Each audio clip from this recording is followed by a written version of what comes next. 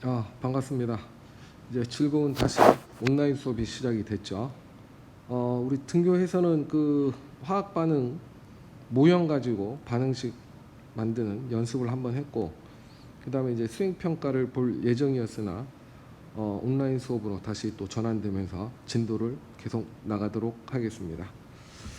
자, 그 다음에 이제 저번 시간에 이제 배웠던 건 이 화학 반응 중에서 기체가 발생하는 반응에서 질량이 반응 전과 그 다음에 반응 후 질량이 변화가 어떤가, 요 관계를 살펴봤는데 관계는 어땠습니까?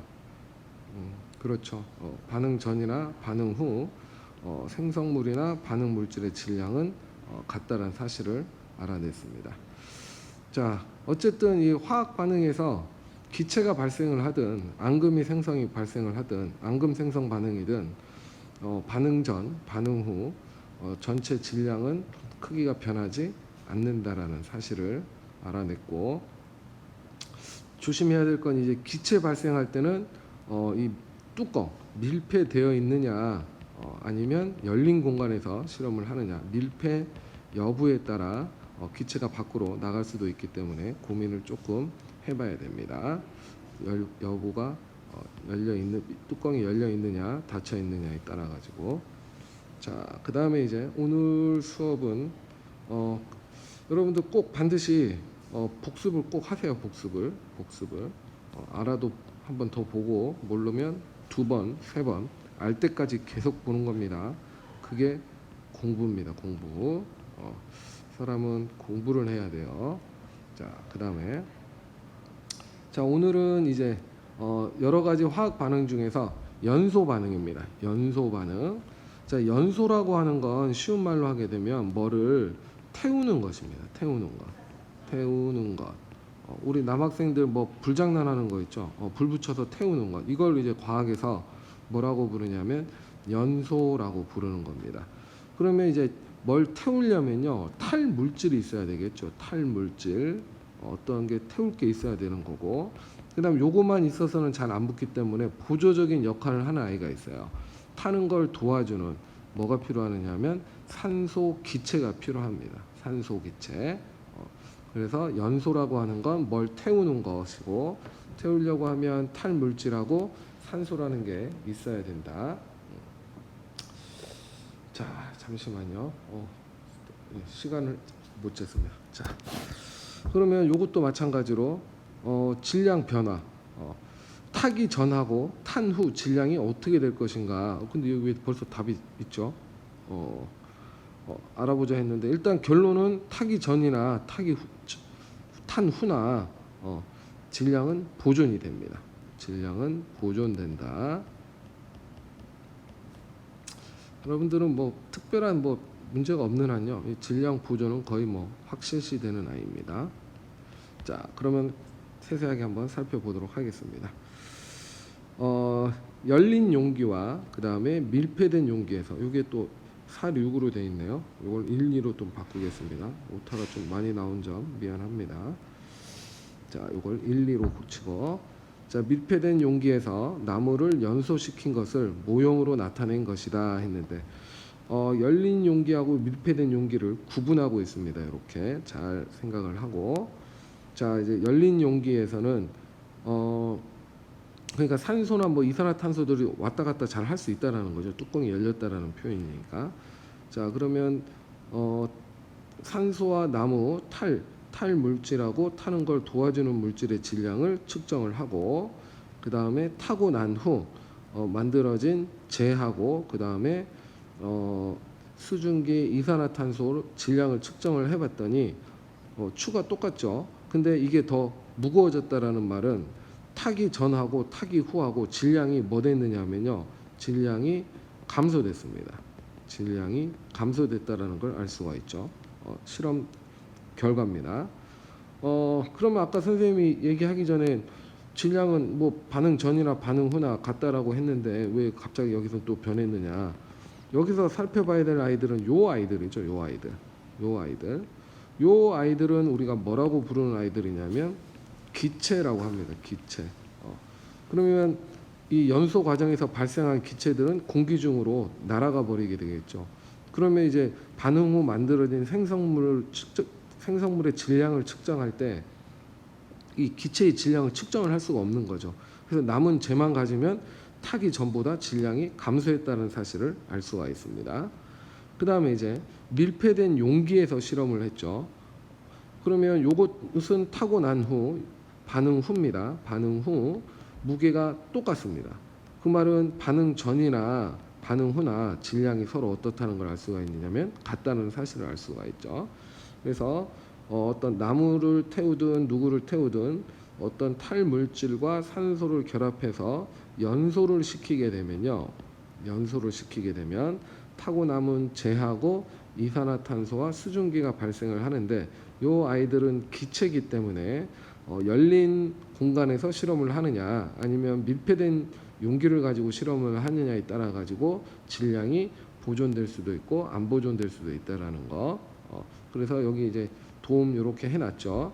열린 용기에서는 발생한 기체가 공기 중으로 날아가지만 밀폐된 용기에서는 발생한 기체가 용기 안에 그대로 있다. 그래서 요것 때문에 질량이 보존되고 그 다음에 요것 때문에 보존이 안 됩니다. 아이고. 질량이 여기는 보존이 안 되고 여기는 보존이 됩니다. 요 차이로 인해서 자 그렇게 어렵지 않은 내용이라 생각이 들죠. 자 1번 문제를 보면 아주 기본적인 문제입니다. 나무의 연소에서 나무와 산소의 질량이 합과 같은 것. 그러면 이제 요거 아이는 결국 뭘 물어보는 거냐면요. 반응 전 물질, 화학 반응 전 물질이죠. 반응 물질이죠. 반응 물질. 반응 물질의 질량은 뭐하고 똑같으냐? 질량은 반응 물질의 질량. 다시 적겠습니다. 반응물 질량. 그러면 요거하고 질량이 똑같은 거는 요게 되겠죠. 요게 이제 뭐가 되느냐면 생성물이 될 테니까 생성물의 질량. 자, 그럼 찾아보면 제2산화탄소 수증기까지 다 합쳐야 되겠죠. 산소는 안 되겠죠. 1번부터 봅시다. 제2산화탄소인데 수증기가 빠졌죠. 여기는 수증기가 빠졌고 그 다음에 여기는 이산화탄소가 빠졌네요. 이산화탄소가 빠졌고 그 다음에 이건 산소 아니죠. 이거는 반응 전 물질이니까 그 다음에 5번 제2산화탄소 수증기의 질량이니까 정답은 5번이 되겠네요. 4번도 요 아이는 아니니까 됐죠. 그 다음에 이제 2번 문제를 이제 분석을 해보는 거죠. 연소에 대한 설명으로 옳은 것을 두 가지 고르라고 했습니다. 자, 열린 용기에서는 반응물과 생성물의 질량이 같지 않았죠. 왜냐하면 이 실험 결과만 봐도 실험 결과가 이 저울이 반응 전하고 반응이 기울어져 있었죠. 이렇게 해서 기울어졌었기 때문에 질량이 감소했다라는 걸 알 수가 있죠. 왜냐하면 기체가 날아갔으니까. 그 다음에 열린 용기에서는 나무를 연소시키면 연소 후 질량이 감소한다. 그렇죠. 질량이 감소했죠. 자, 그 다음에 열린 용기에서 나무를 연소시키면 연소 후 질량이 증가한다. 질량은 증가한 적이 없습니다. 그 다음에 밀폐된 용기에서는 반응물과 생성물의 질량이 같다. 왜냐하면 저울이 수평을 이루고 있잖아요. 반응 전하고 반응 전 후 질량이 변화가 없다는 사실을 알 수가 있습니다.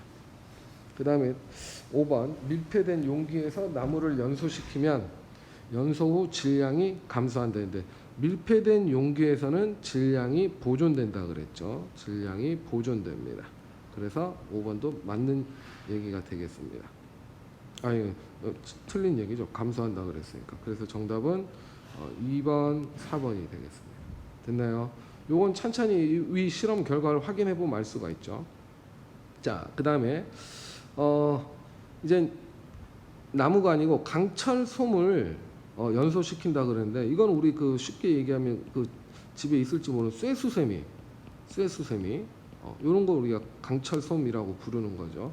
얇은 철을 이렇게 뭉쳐 놓는 거, 솜처럼. 쇠수세미보다 더 가늡니다. 이거 그 솜처럼 아주 얇게 되어 있는 걸 뭉쳐 놓은 거죠. 요거를 이제 태우겠다라는 얘기죠.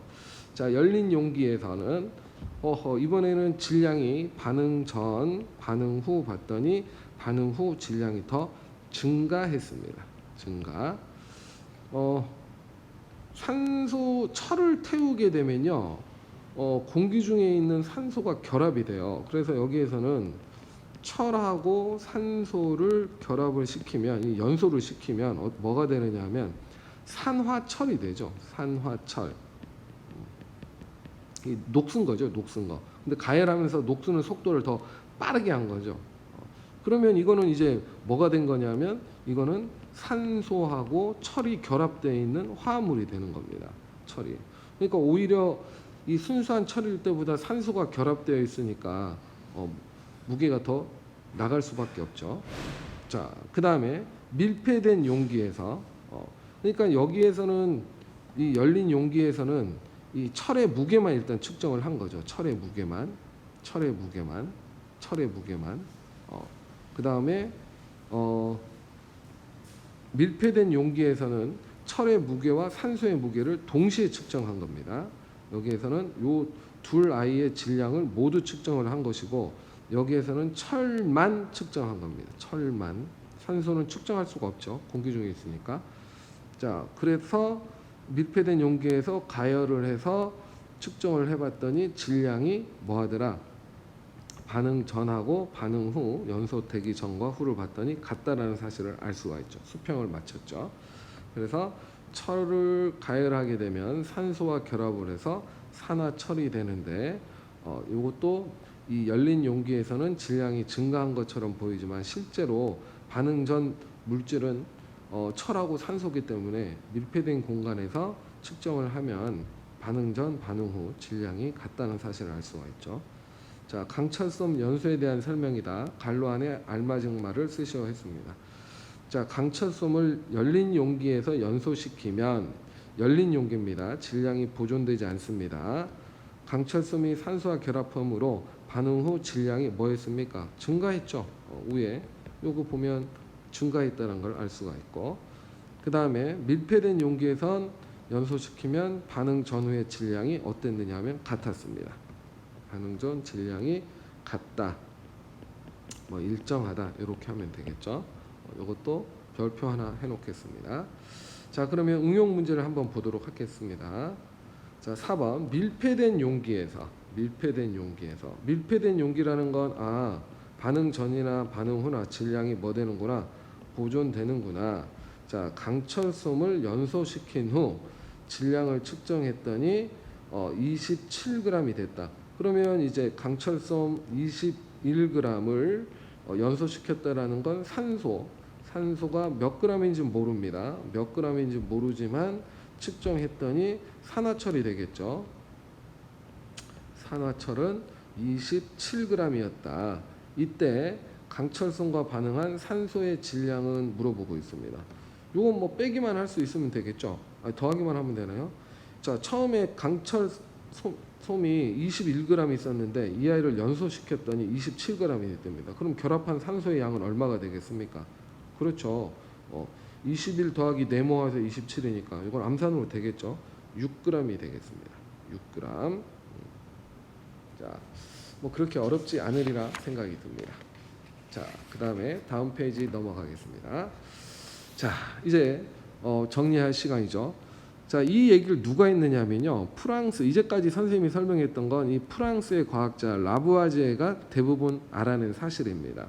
그래서 이 라부아지에라고 하는 과학자가 화학 반응이 일어날 때, 잔량이 아니죠, 이거 오타가 너무 많네요, 미안합니다, 지우세요. 이거는 질량입니다. 질량 변화를 다음과 같이 설명을 했답니다. 자, 화학 반응이 일어날 때에는 이 반응물의 질량의 합과 그 다음에 생성물의 질량의 합은 항상 같다. 반응물의 질량의 합과 그 다음에 생성물의 질량의 합이 항상 같다. 이를 뭐라고 부르냐 하면 질량 보존의 법칙이라고 한다. 처음에 이 사람도 실험할 때 강철솜 같은 경우에는 반응 전의 질량보다 반응 후 질량이 증가해서 의아해했죠. 왜 갑자기 증가했지? 그 다음에 이제 또 태우고 난 이 연소 실험에서는 감소를 하고 뭔가 이게 이상한데 라는데 이제 결국은 이제 실험이 정밀도를 높이면서 반응한 기체들의 질량을 측정할 수 있기 시작을 하면서 반응 전의 기체의 질량도 생각을 해야 되겠구나. 그다음 반응 후 발생한 기체의 질량도 생각을 해야 되겠구나. 그것까지 감안하다 보니까 이런 공통점이 나왔죠. 이 공통점을 우리가 질량 보존의 법칙이라고 얘기를 합니다. 자, 그러면 이제 질량 보존의 법칙에 대한 설명으로 옳은 것을 보기에서 모두 골라 보겠습니다. 자, 반응물의 총 질량과 생성물의 총 질량은 같다. 요 얘기가 그대로 여기서 나오고 있죠. 맞고. 그다음에 기체가 발생하는 반응에서는 질량 보존의 법칙이 성립하지 않는다. 요것도 이 닫힌 공간에서는 성립하죠. 닫힌 공간에서는 닫힌 이 스펠링이 뭡니까 이거? 갑자기 생각이 안 나요. 닫힌 공간에서는 성립하기 때문에 밀폐된 공간에서는 성립을 합니다. 그래서 이 얘기는 반만 맞는 거니까 일단 세모를 해봅시다. 그다음 질량 보존 법칙은 모든 물리 변화에서는 성립하지 않는다 했는데 물리 변화의 얘가 이제 뭐 모양이나 그다음에 상태가 변하는 것들이 대표적인 물리 변화가 되겠죠.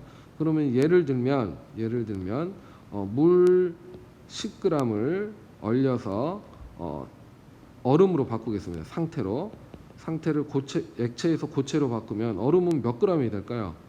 당연히 10g이 되죠. 이것도 성립합니다. 물리 변화에서도. 그래서 틀린 말이 되겠습니다. 그 다음에 화학 반응에서 질량이 보존되는 이유는 반응 전후 원자의 종류와 수가 변하지 않기 때문이다. 그렇죠. 이게 이제 질량 보존이 성립하는 이유입니다. 이유. 그래서 우리가 이걸로 가지고 화학 반응식 개수를 맞출 수 있었던 거죠. 그래서 정답은 기억 리을이 되겠죠. 리을은 한 반 정도밖에 안 맞는 거니까. 자, 그 다음에 오늘은 요 7번까지만 하고 수업을 마치죠. 조금 빨리 마무리를 하도록 하겠습니다. 너무 좀 이 동안 좀 많이 했기 때문에 마지막입니다. 이제 힘을 내시기 바랍니다. 자, 달걀 껍데기하고 염산을 반응시킬 때 질량 변화를 알아보기 위한 실험이다. 요건 이제 실험 과정만 잘 정독하면요, 웬만한 문제는 다 맞힐 수 있습니다.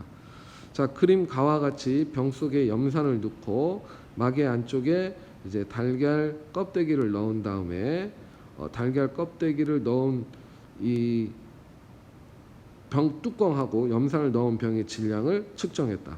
이게 이제 반응 전 질량이죠. 반응물의 질량, 반응 전 질량 측정한 거였고, 그 다음 그림 나와 같이 마르게를 막고 염산과 반응시킨 다음에 측정을 했죠. 근데 이거는 뚜껑이 닫힌 겁니다. 그래서 이건 밀폐된 공간이죠. 밀폐된 공간이고, 그 다음에 니은 과정에서 디귿은 측정 후에 그림과 같이 마개를 열어서 측정을 했다. 그러면 여기에서 뭔가 이제 발생하는 기체들이 있겠죠. 기체들이. 그러면 이거 물어보고 있네요. 염산과 반응해서 발생한 기체는 뭡니까? 그렇죠. 이게 이 저번 시간에 했죠. 탄산 칼슘하고 염산하고 반응을 하게 되면 이산화탄소가 발생을 한다 그랬죠. 그래서 이산화탄소 기체가 공기 중으로 날아가 버리게 됩니다. 일단 반응한 기체는 뭐가 되느냐 하면 이산화탄소입니다. 이산화탄소.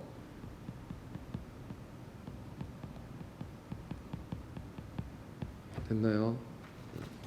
요 반응은 우리 학습지 몇 쪽에 나와 있느냐 하면요. 몇 쪽에 나와 있나요? 달걀 껍데기 얘기한 거 어디서 했나요? 요건 학습지 13쪽에 나와 있습니다. 학습지 13쪽 참고하시기 바랍니다. 13쪽에 보면 무슨 얘기가 나와 있느냐면 탄산칼슘. 이 달걀 껍데기의 주성분이 탄산칼슘이라고 했죠. 탄산칼슘, 칼슘에다가 요거는 이제 주성분이 달걀 껍데기의 주성분이 탄산칼슘이라고 했습니다. 요거하고 이제 염산이 반응을 하게 되면 요거는 이제 기억을 하고 있어야 되겠네요. 이 염화칼슘하고 그 다음에 물, 염화칼슘, 그 다음에 물, 그 다음에 이산화탄소, CO2라고 합시다. 쓰기 좋게. 요게 발생을 한다고 얘기를 했네요. 그래서 발생한 기체는 이산화탄소고, 그 다음에 이제 이번 시간의 주제는 질량 변화죠. 기체가 발생을 할 때. 그래서 질량을 비교해 보면 이 그림을 잘 보면 반응 전이죠. 그 다음에 반응 후, 반응 전, 반응 후. 근데 이제 뚜껑이 있으니까 요거는 닫힌 개에서 실험을 하는 거고, 이건 뚜껑을 열었으니까 열린 용기에서 실험을 한 게 되겠죠. 그래서 요거 두 개는 같게 되겠죠. 같고, 요거 두 개는 같고. 그 다음에 반응 후 발생한 이 아이는 날아가 버리니까 질량은 뭐가 될 거냐면 감소가 되겠죠. 날아간 이산화탄소만큼. 그러면 이런 관계가 성립을 하겠네요. 그러면 정답은 몇 번이 되겠습니까? 가나는 같고, 그 다음에 다보다 나가 더 커야 되겠죠. 그래서 정답은 2번이 되겠습니다. 찾을 수 있겠죠. 요 실험 과정만 잘 정독을 하면 쉽게 해결을 할 수 있을 겁니다. 그 다음에 이제 여러분들 여기 참고로 되어 있는 내용들, 이런 것들 잘 한번 정독을 한번 하시고, 그 다음에 이것도 정독을 한번 하시기 바랍니다. 요게 이런 게 이제 문제 풀 수 있는 팁이 되는 거죠. 팁. 자, 오늘은 여기까지 수업을 하도록 하겠습니다. 밖에 아마 이거는 내일 날씨인데요. 아마 여러분들이 이 수업을 듣고 있을 때는 바람이 많이 불고 할 겁니다. 밖에 나가지 말고 잘 공부를 하세요. 이제 시험도 얼마 남지 않았기 때문에. 자, 오늘 수업은 여기서 마치겠습니다. 수고하셨습니다.